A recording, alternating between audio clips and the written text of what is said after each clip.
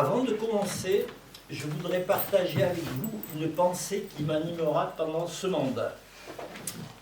Être élu, c'est faire lien, décider avec conviction, sans certitude, et avancer ensemble. Donc je déclare ouverte la première séance du conseil municipal du mandat 2026-2032. Marie Barthes est désignée comme secrétaire. Et donc on va faire l'appel des présents via la feuille de présence. Alors, Abadi Michel, présent. Anaïs Bachelier, Présente. Barthes Marie, Présente. Bianfulgo Sylvie, Présente. Boireau Pierrick, Présent. Dagorne Pierrick, Présent. Deguire Nastasia, elle est excusée, oui. Delprat Dorothée, Présente. Dubruel Guillaume, Présent. Duval Jackie, Présent. Duverger Yves, Présent. Gall Sabrina, Excusez. Garand Amaury, Présent. Gracia Fabien, Présent. Guillaume Patrice, excusez, et c'est Dorothée qui a son pouvoir, Labreuil Lucie, Présente. Le Trouer Valérie, Présente. Loquet Nelly, Présente. Malary Yves, Présent. Morisot Jacques, Présent. Mourleva Sophie, Présente. Peigné Moïse, Présent. Cartier Sylvain, Présent. Canton Géraldine, Présente. Richard Alexandre, Présent. Rousselot Nafissa, Présente. Sevestre Alexandra, Présente. Tesson Bertrand Présent. et Toby Claudine. Présente.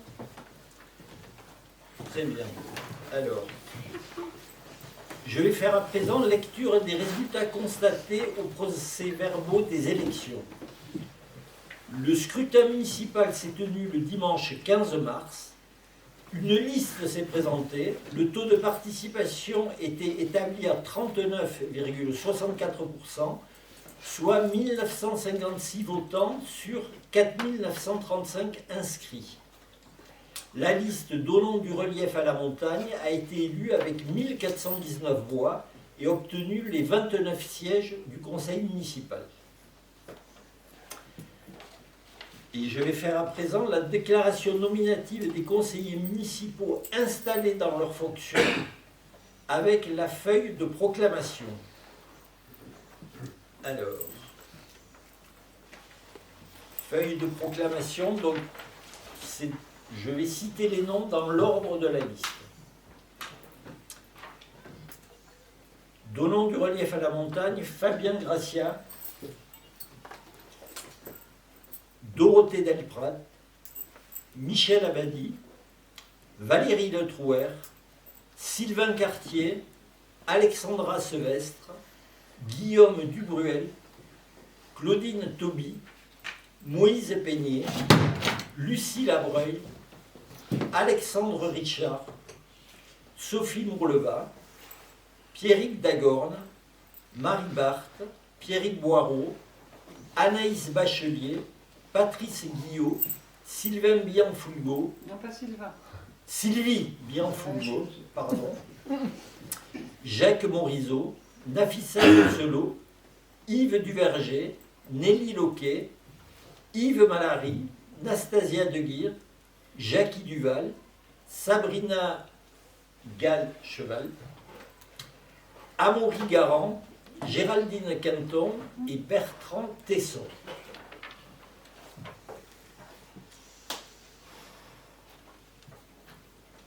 Donc, tous sont déclarés installés dans leur fonction de conseillers municipaux.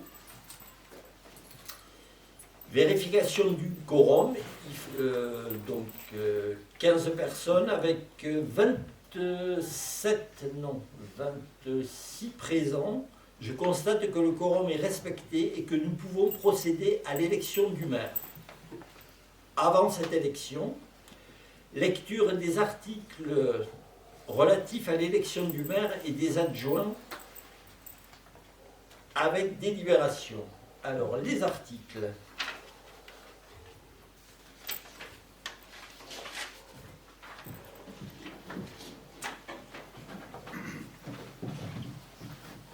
Article L 2122-7. Le maire est élu au scrutin secret et à la majorité absolue. Si, après 2 tours de scrutin, aucun candidat n'a obtenu la majorité absolue, il est procédé à un 3e tour de scrutin et l'élection a lieu à la majorité relative. En cas d'égalité de suffrage, le plus âgé est déclaré élu. Article L 2122-8, qui va réclamer une attention un peu plus soutenue encore, vous allez voir. La République aime bien les procédures et cerner tous les cas de figure. Alors, la séance au cours de laquelle il est procédé à l'élection du maire est présidée par le plus âgé des membres du conseil municipal, le doyen, moi-même. Pour toute élection du maire ou des adjoints, les membres du conseil municipal sont convoqués dans les formes et délais prévus aux articles L 2121-10 à L 2121-12, que je ne lirai pas.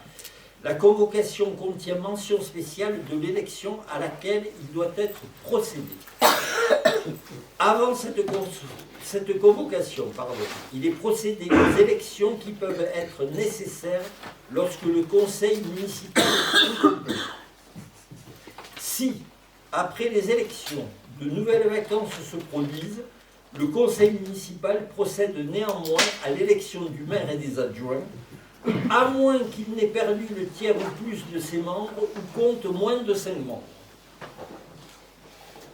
Toutefois, quand il y a lieu à l'élection d'un seul adjoint, le conseil municipal peut décider sur la proposition du maire qu'il y sera procédé sans élection complémentaire préalable, sauf dans le cas où le conseil municipal a perdu le tiers ou plus de son effectif légal ou compte moins de 5 membres. J'espère que tout le monde suit pour le moment.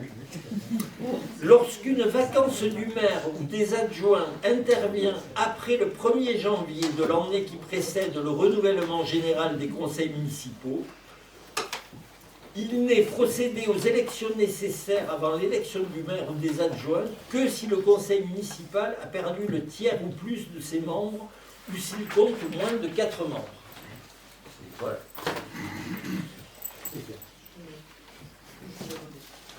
Dernier article, donc, l'article L 2122-10. Un peu moins fastidieux, mais important. Le maire et les adjoints sont élus pour la même durée que le conseil municipal.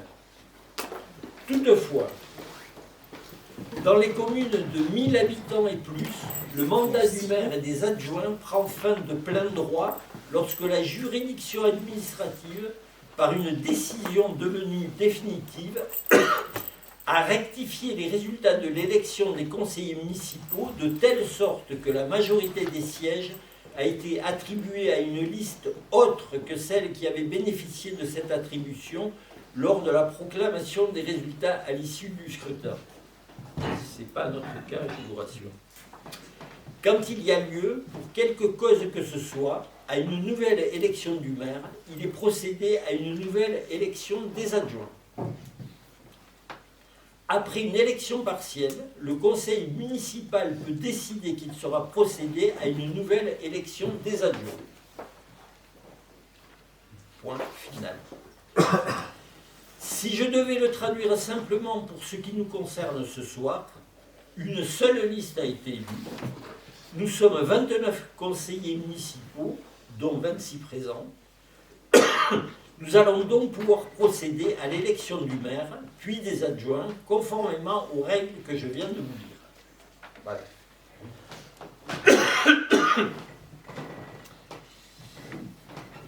Donc, proposition est faite de procéder à l'élection du maire.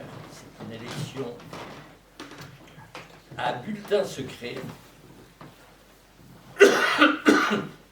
Donc vous allez sur un bulletin écrire un prénom et un nom. Et vous allez le déposer dans l'urne ici. Voilà.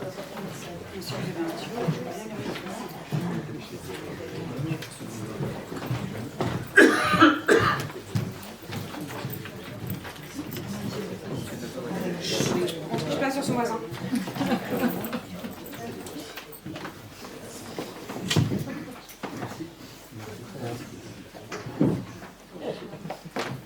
Est-ce que vous avez tous des stylos, vous en voulez?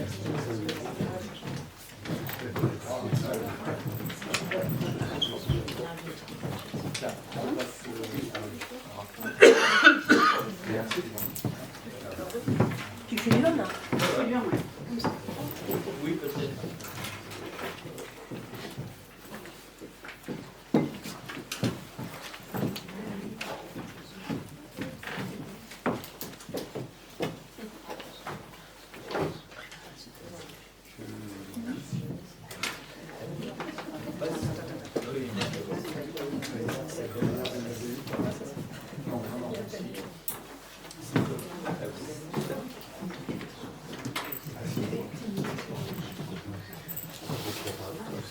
À voter, à voter.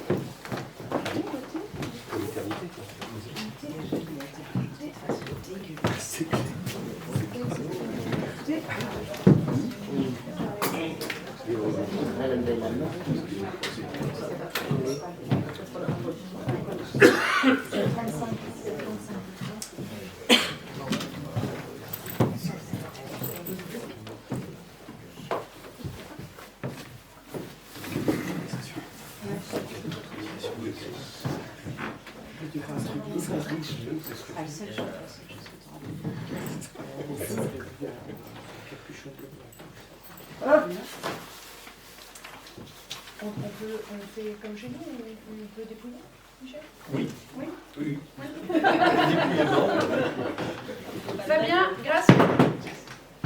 Fabien Gracia.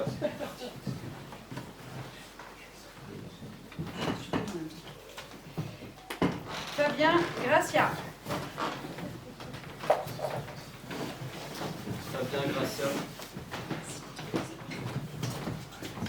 Fabien, Gracia.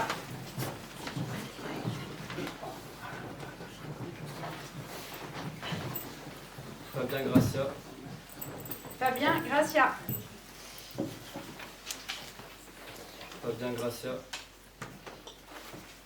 Fabien, Gracia. Fabien Gracia. Fabien, Gracia.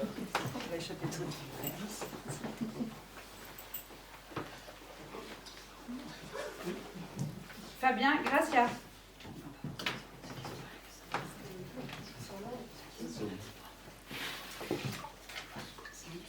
Fabien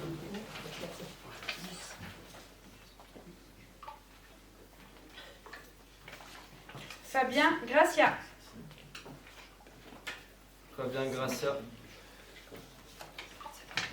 Fabien, Gracia. Fabien Gracia. Fabien,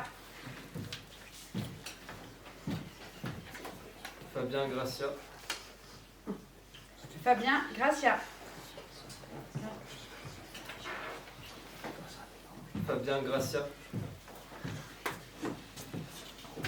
Fabien Gracia. Fabien, Gracia.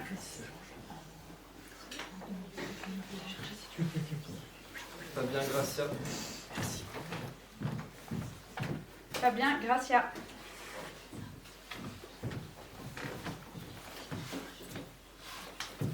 Fabien Gracia. Fabien, Gracia.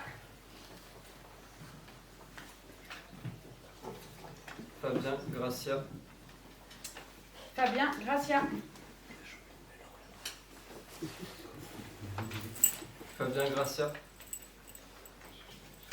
Fabien, Gracia.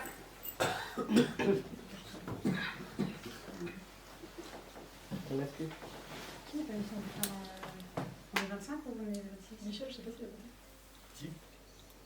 Pas mal. C'est pas mal ça. Il y a quelqu'un qui a Quelqu'un qui a voté.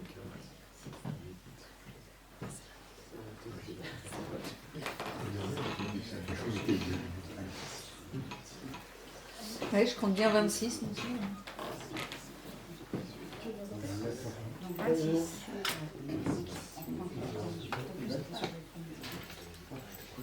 On recompte, hein, mais... Ouais, alors, excusez les moments. Je recompte devant vous. Suspense, c'est modéré. Je recompte devant vous. 1, 2, 3, 4, 5, Et voilà les signes. 6, 7, 8, 9, 10, 11, 12, 13, 14, 15, 16, 17, 18, 19, 20, 21, 22, 23, 24, 25 et 26.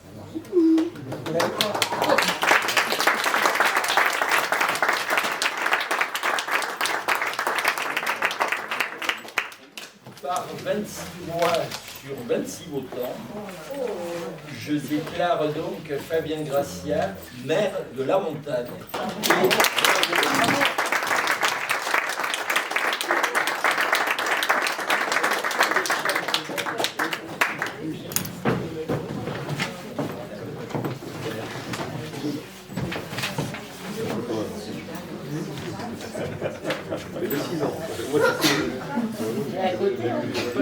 Ça, pas du tout.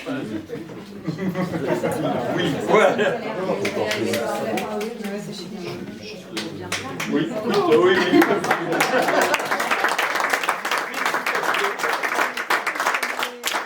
Et donc le doyen laisse la place au maire pour la suite du conseil municipal. Voilà.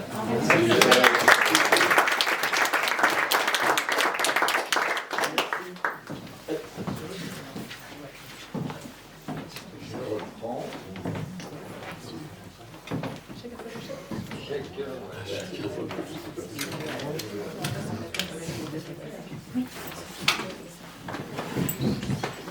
Eh ben, ça fait plaisir.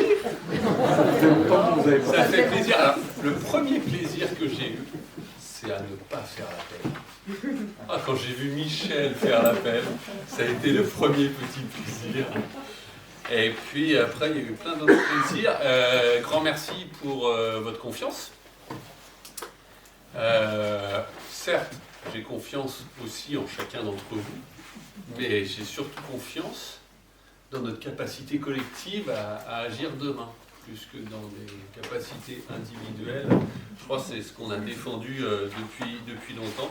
Et donc, j'ai confiance en vous, en nous, pour être capable de porter trois choses assez extraordinaires. L'écologie.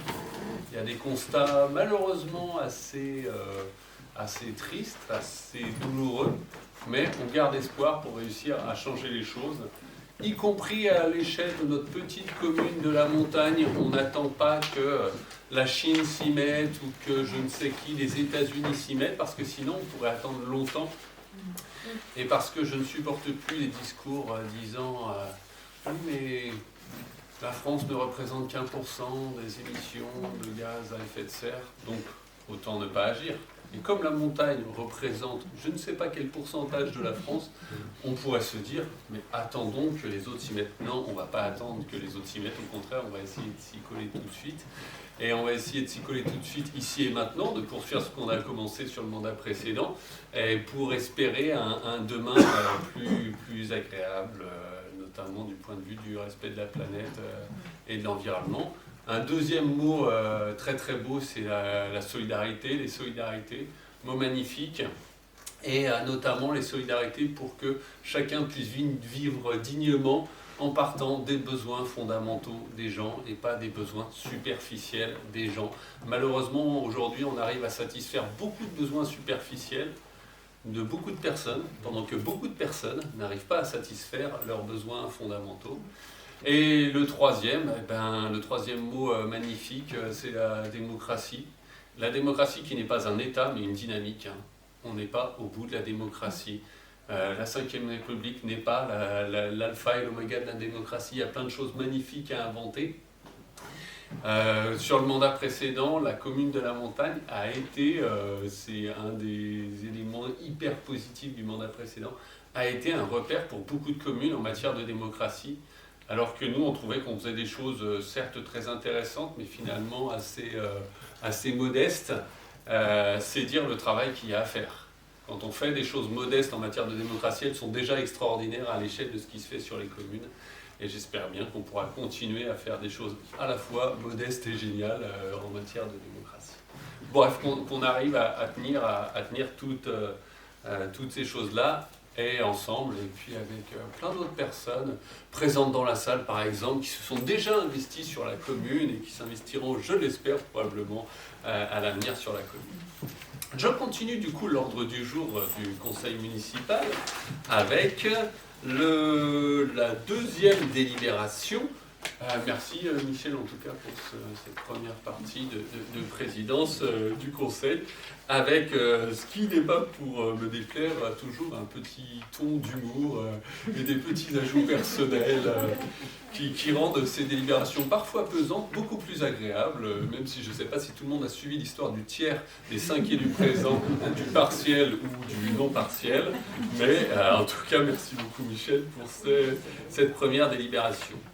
Deuxième délibération, ça concerne le nombre d'adjoints et nous avons la possibilité pour notre commune d'élire 8 adjoints maximum et la proposition est faite d'élire 8 adjoints pour le mandat à venir. Je mets donc cette délibération. Y a-t-il des questions par rapport à cette histoire de 8 adjoints? Y a-t-il des remarques? Je n'en vois pas, je mets cette délibération aux voix. Qui vote pour que nous ayons 8 adjoints?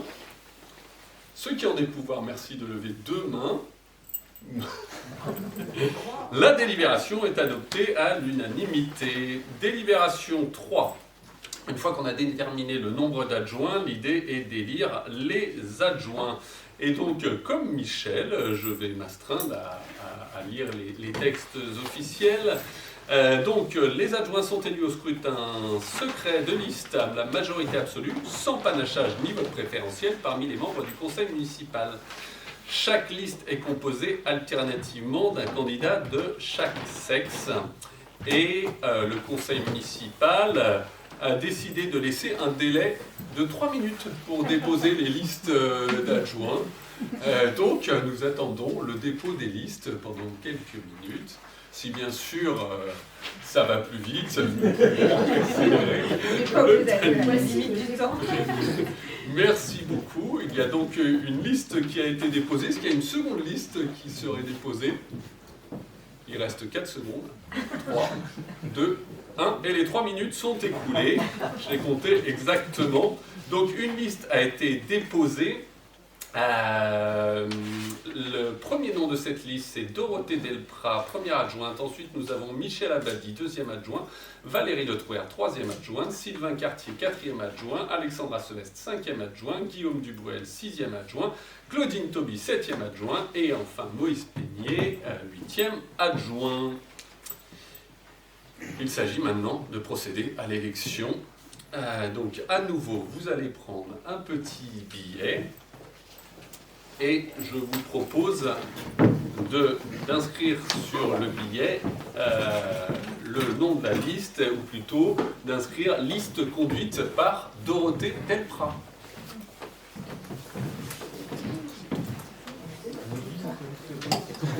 Parce que potentiellement, Dorothée a aussi le droit d'entendre son nom prononcé 26 fois. Il faut mettre la liste conduite par ou liste conduite par Dorothée Delprat? Liste conduite par Dorothée. Je vois des tentatives de négociation.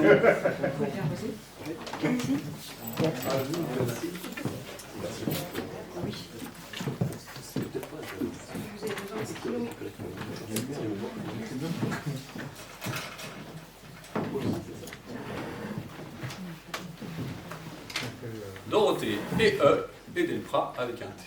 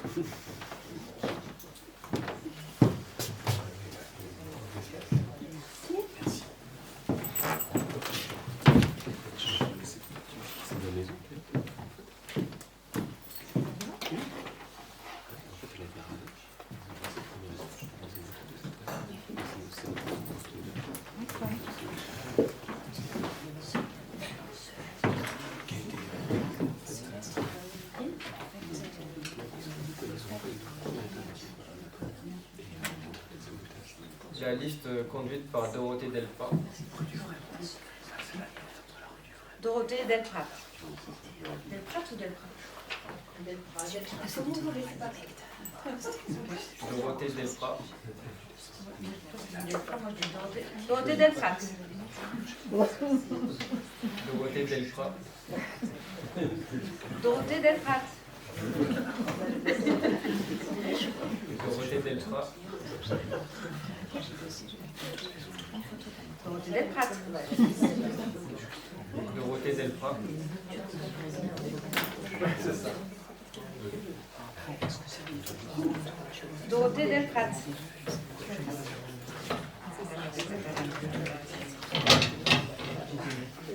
En fait, il faudrait quelqu'un qui annonce. On n'arrive pas à faire les Un qui deux en même temps. annonce et un qui écrit. Oui, mais il ne faut pas que je fasse double comptage. Tu veux bien nous le dire?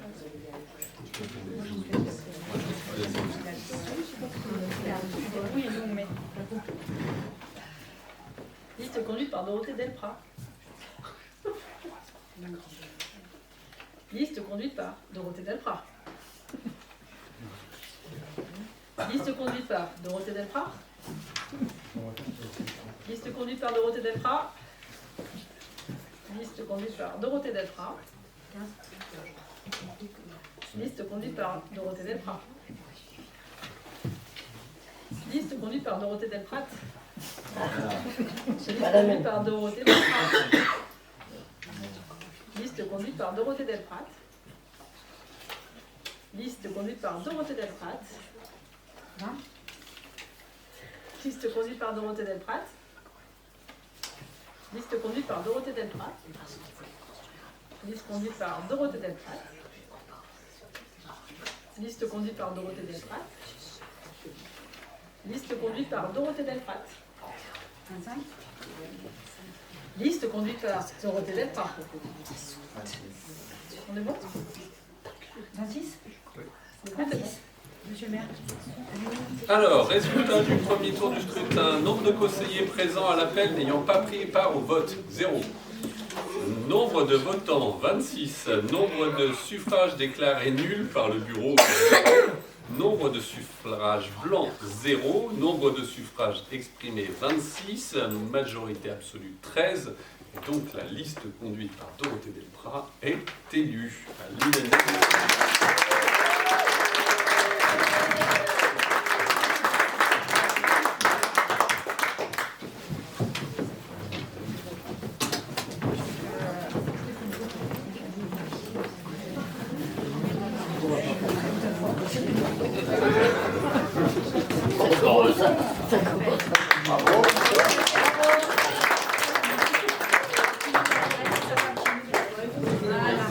Michel Abadi.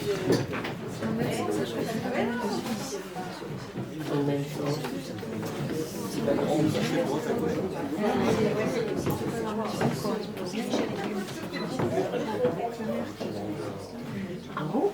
Mais pourquoi?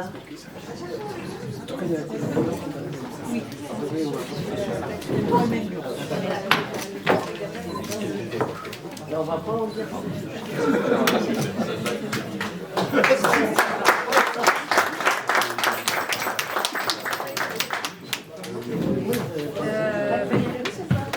Valérie Lecouet. Il y en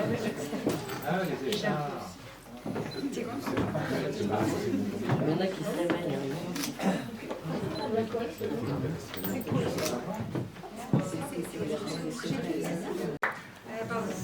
Sylvain Cartier.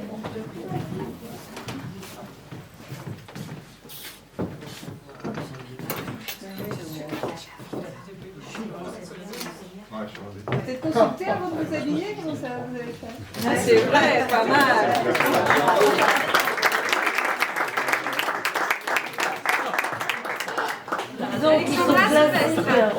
progressif.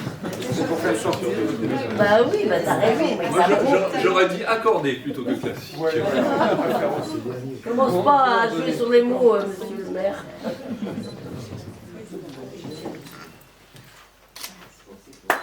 Ah,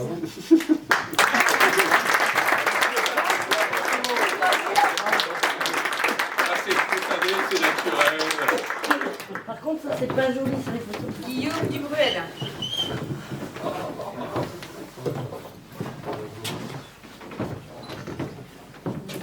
Les grands, les guillemets, ils rentrent pas dans les grands. Bravo.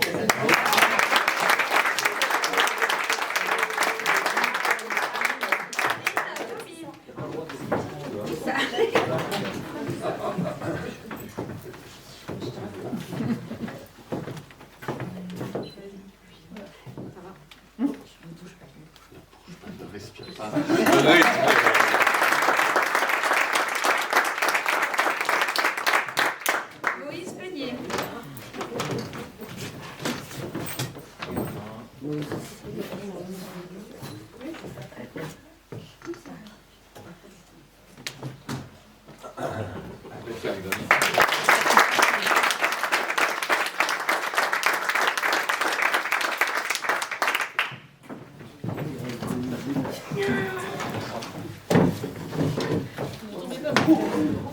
Accident, passe.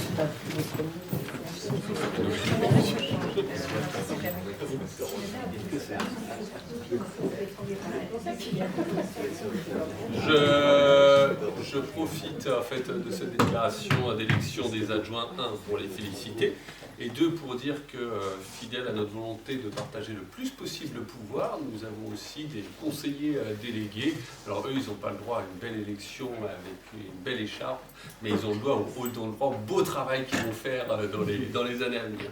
Patrice Guillot, qui s'occupera notamment de la résorption des bidonvilles, Lucie Labreuil sur la jeunesse, Jacques Morisot sur la communication, Pierrick Dagorde notamment sur la révision du plan local d'urbanisme métropolitain, Alexandre Richard sur les finances. Et Pierrick Boireau pour la PAC, la politique alimentaire communale.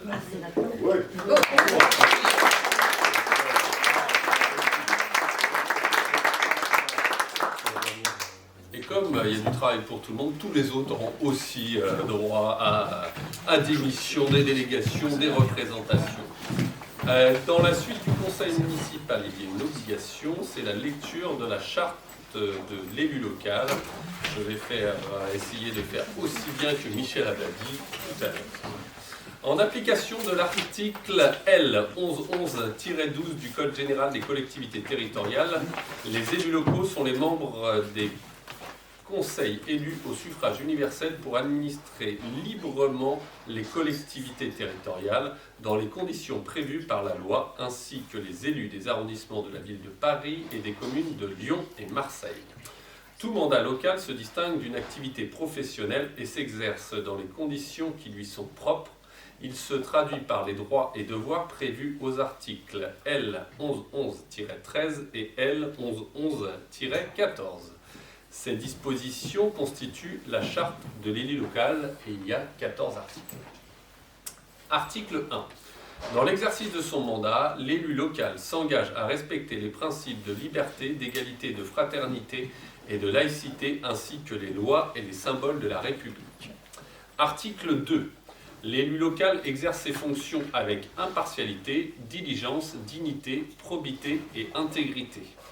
Dans ce cadre, il poursuit le seul intérêt général à l'exclusion de tout intérêt qui lui soit personnel, directement ou indirectement, ou de tout autre intérêt particulier. Article 3. L'élu local veille à prévenir ou à faire cesser immédiatement tout conflit d'intérêts réprimé par la loi. Lorsque ses intérêts personnels sont en cause dans les affaires soumises à l'organe délibérant dont il est membre, l'élu local s'engage à les faire connaître avant le débat et le vote. Article 4. L'élu local s'engage à ne pas utiliser à d'autres fins les ressources et les moyens mis à sa disposition pour l'exercice de son mandat ou de ses fonctions. Article 5. Dans l'exercice de ses fonctions, l'élu local s'abstient de prendre des mesures lui accordant un avantage personnel ou professionnel.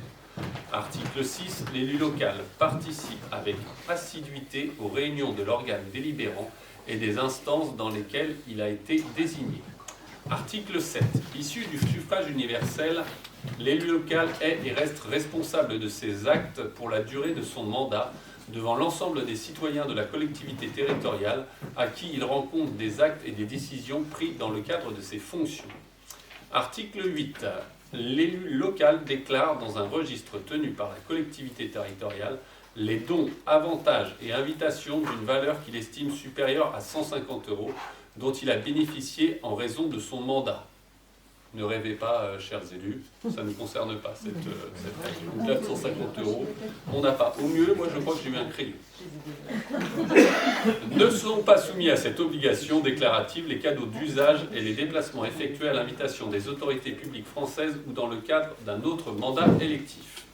Article 9. Les élus locaux peuvent bénéficier du versement d'une indemnité pour l'exercice effectif de leurs fonctions électives et de la prise en charge des frais exposés dans ce cadre dans les conditions prévues par la loi.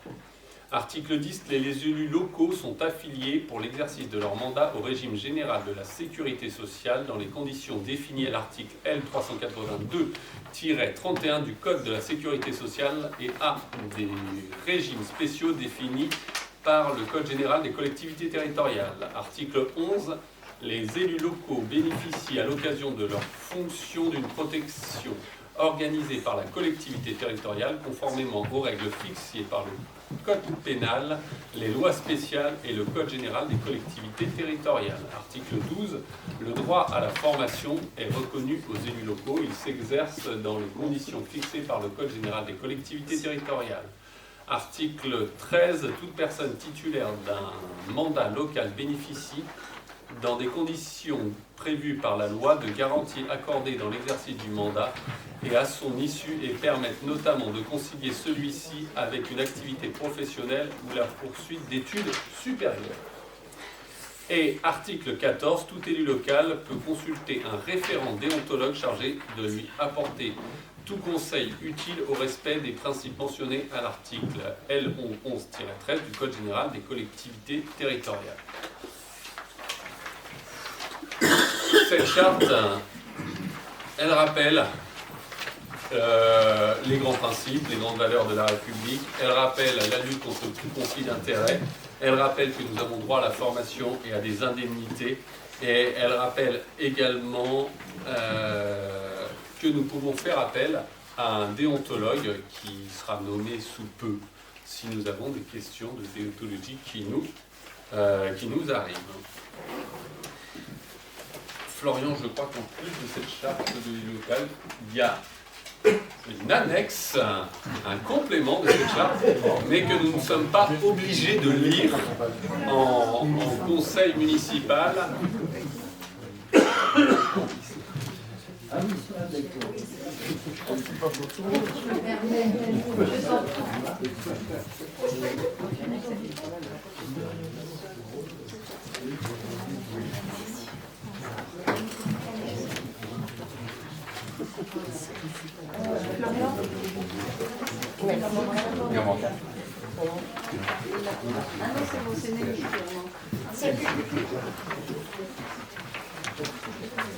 Je dirais ça, c'est tout.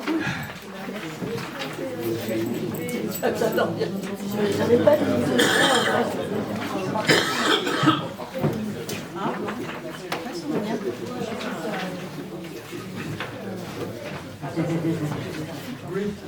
Mesdames, Messieurs, l'idée n'est pas de lire maintenant les quelques pages que vous venez de recevoir. N'hésitez pas à les lire tout de même, il y a des éléments qui peuvent être intéressants en général, notamment sur les questions de conflit d'intérêts. La suite du conseil municipal et la fin du conseil municipal, il nous reste 2 délibérations. La première concerne les indemnités des élus. Et donc, il vous a été proposé dans le document qui vous a été transmis de s'inscrire dans la continuité de ce qui a été fait sur le mandat précédent, sachant que parallèlement, il y a un groupe de travail des élus qui a été constitué afin de pouvoir proposer des éventuelles modifications pour le conseil municipal de juillet. Et je précise aussi que nous ne sommes pas au plafond de ce que permet la loi pour verser des indemnités. Et nous ne sommes pas au plafond, c'est aussi un choix, notamment pour s'offrir la possibilité, si besoin s'en faisait sentir, de créer des nouvelles délégations et de proposer de nouveaux conseillers ou conseillères délégués. Est-ce qu'il y a des questions sur cette délibération relative aux indemnités? Je mets la délibération aux voix. Qui vote contre? Qui s'abstient? Qui vote pour? Merci. La délibération est adoptée à l'unanimité. Il y a une dernière délibération, c'est celle des délégations du conseil municipal au maire. Dans le Code général des collectivités territoriales, il y a la possibilité de transférer, il y a la possibilité pour le conseil municipal de transférer des délégations au maire. Elles sont listées, il y en a une trentaine. Et donc là, il a été proposé d'en transférer une quinzaine avec une proposition d'amendement. C'était notamment pour la possibilité d'admettre en non-valeur les titres de recettes. Le montant maximal proposé était de 100 € et il est proposé de le passer à 200 €. Et avant de mettre cette délibération aux voix, je continue à être fier de nous inscrire dans la continuité de ce qu'on fait. On partage le pouvoir. Donc une fois que ces délégations ont été transférées au maire, quasiment toutes sont transférées à différents élus. Exemple, l'affectation des propriétés communales à Alexandre Arsevestre, les tarifs municipaux à Alexandre Richard, les emprunts à Alexandre Richard, les marchés et accords cadres à tous les adjoints en fonction de leur domaine, le louage des choses à Moïse Peigné ou Sylvain Cartier, puisque ça dépendra de ce qui sera alloué, les contrats et indemnités d'assurance à Michel Abadi, les régies comptables à Alexandre Richard, les concessions pour le cimetière à Moïse Peigné, les dons et legs pour Valérie Le Trouer, les aliénations de gré à gré de biens immobiliers pour Michel Abadi, les frais et honoraires notamment pour les avocats à Alexandre Arsevestre quand ça concernera l'urbanisme, les offres faites pour les expropriations à Alexandre Arsevestre, les créations de classes à Claudine Toby, pour surprise, l'exercice du droit de préemption à Alexandre Arsevestre, les actions en justice à Alexandre Arsevestre quand elles concerneront l'urbanisme, les dédommagements pour des accidents avec les véhicules municipaux à Michel Abadi, les avis sur opération de l'établissement public foncier à Alexandre Arsevestre, les lignes de trésorerie pour Alexandre Richard, les demandes de subventions pour Alexandre Richard, demandes de subventions de la mairie aux organismes impables, les demandes de subventions des associations par exemple à la commune.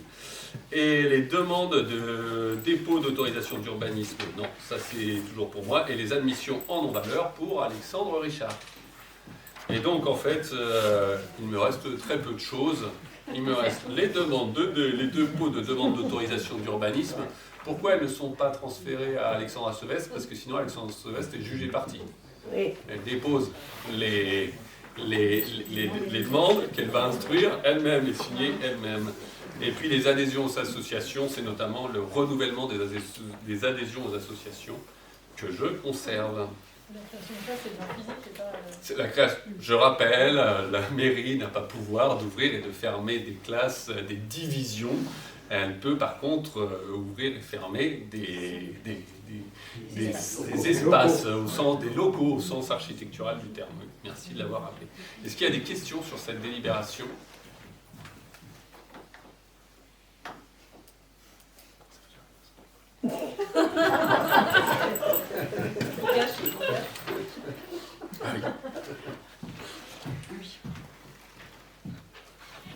Donc, mais pas après, je peux le faire après. Je peux mettre aux voix d'abord cette délibération.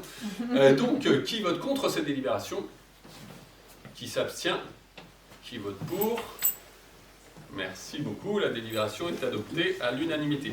Et donc, Florine Hollanda, directeur général des services, me rappelait qu'il fallait que je dise quelles étaient les attributions des adjoints.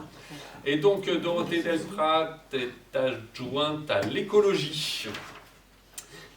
Michel Abadi, adjoint aux ressources. Valérie Le Trouer, adjointe aux cultures. Sylvain Cartier, adjoint à la vie associative et au sport. Alexandra Sevestre, adjointe au cadre de vie. Guillaume Dubruel, adjoint à la démocratie locale et à la citoyenneté. Claudine Toby, adjointe à l'éducation. Et Moïse Peignet, adjoint aux solidarités. Et nous avons...